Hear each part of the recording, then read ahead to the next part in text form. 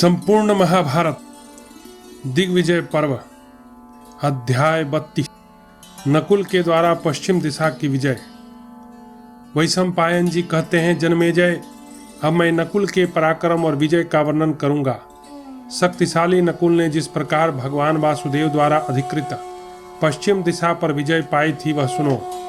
बुद्धिमान माद्री कुमार ने विशाल सेना के साथ खांडोप्रस्थ से निकलकर पश्चिम दिशा में जाने के लिए प्रस्थान किया। वे अपने सैनिकों के महान सिंहनाद, गर्जना, सारथ के पहिए की घरघराहट की तुमुल ध्वनि से इस पृथ्वी को कंपित करते हुए जा रहे थे। जाते जाते वे बहुत धन धान्य से संपन्न, गौओं की बहुलता से युक्त तथा स्वामी कार्तिकेय के अत्यंत प्रिय रमणीय रोहितक पर्वत एवं उस समीपवर्ती देश में जा पहुँचे। वहाँ उनका मतमयूर नाम वाले सूरवीर क्षत्रियों के साथ घोर संग्राम हुआ। उस पर अधिकार करने के पश्चात महान तेजस्वी नकुल ने समूची मरुभूमि, मारवाड़, प्रचुर धन धान्य पूर्ण सैरीसक और महोत्त नामक देशों पर अधिकार प्राप्त कर लिया। महोत्त देश के अधिपति राजर्षि आक्रोश को भी जीत लिया। आक्रोश के साथ उनका बड़ा भारी युद्ध हुआ था। तत्पश्चात दशार्ण देश पर विजय प्राप्त करके पांडुनंदन नकुल ने शिवी, त्रिगत, अम्बष्ट, मालव, पंचकपर्ट एवं माध्यमिक देशों को प्रस्थान किया और उन सब को जीतकर वाटधान देशीय क्षत्रियों को भी हराया। पुनः उधर से लौटकर नरश्रेष्ठ नकुल ने पुष्करारण्य निवासी उत्सव संकेत नामक गणों को परास्त किया।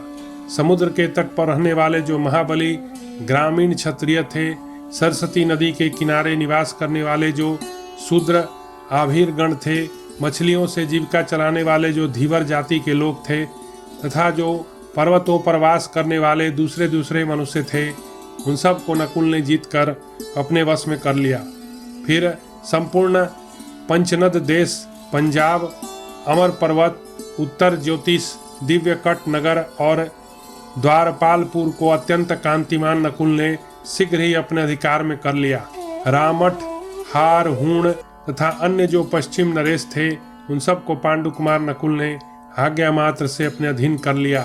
भारत वहीं रहकर उन्होंने वसुदेव नंदन भगवान श्री कृष्ण के पास दूत भेजा।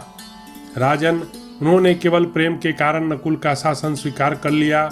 इसके बाद साकल देश को जीतकर बलवान नकुल ने मद्र देश की राजधानी में प्रवेश किया और वहां के शासक अपने मामा शल्य को प्रेम से वश में कर लिया। राजन, राजा शल्य ने सत्कार के योग्य नकुल का यथावत सत्कार किया। शल्य से भेंट में बहुत से रत्न लेकर योद्धाओं के अधिपति माद्री कुमार आगे बढ़ गए। तदनंतर समुद्री टापुओं में रहने वाले अत्यंत भयंकर मलेच्छ, पहलव, बर्बर, किरात, यवन और शकों को जीतकर उनसे रत्नों की भेंट ले विजय के विचित्र उपायों के जानने वाले कुरुश्रेष्ठ नकुल इंद्रप्रस्थ की ओर लौटे। महाराज, उन महामना नकुल के बहुमूल्य खजाने का बोझ 10,000 हाथी बड़ी कठिनाई से ढो रहे थे। तदंतर श्रीमान माद्री कुमार ने इंद्रप्रस्थ में विराजमान वीरवर राजा युधिष्ठिर से मिलकर वह सारा धन उन्हें समर्पित कर दिया। भरतश्रेष्ठ, इस प्रकार भगवान वासुदेव के द्वारा अपने अधिकार में की हुई वरुण पालित पश्चिम दिशा पर विजय प्राप्त कर नकुल इंद्रप्रस्थ लौट आए। इस प्रकार श्री महाभारत सभा पर्व के अंतर्गत दिग्विजय पर्व में नकुल के द्वारा पश्चिम दिशा की विजय से संबंध रखने वाला 32वां अध्याय पूरा हुआ।